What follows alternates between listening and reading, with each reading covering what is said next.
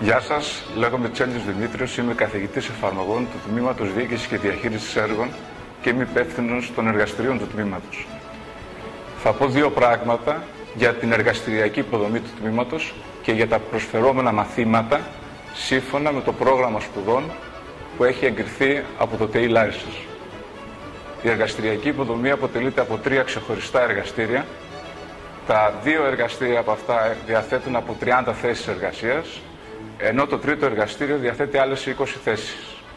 Συνολικά λοιπόν μιλάμε για 80 θέσεις εργασίας, για 80 θέσεις με υπολογιστές που μπορούν να χρησιμοποιήσουν οι σπουδαστές του τμήματος.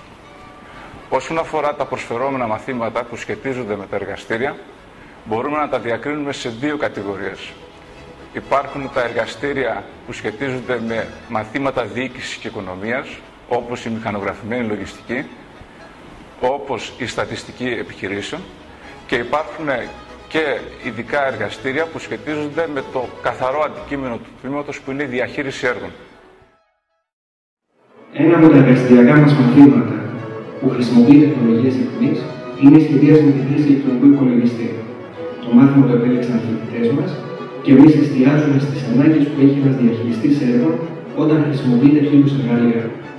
Στην κατεύθυνση αυτή, πετύχαμε στρατηγική συμφωνία με την εταιρεία Nemetschek με στόχο την δωρεάν χρήση και αξιοποίηση του λογιστικού online που είναι ένα από τα πιο σύγχρονα στην περιοχή αυτή.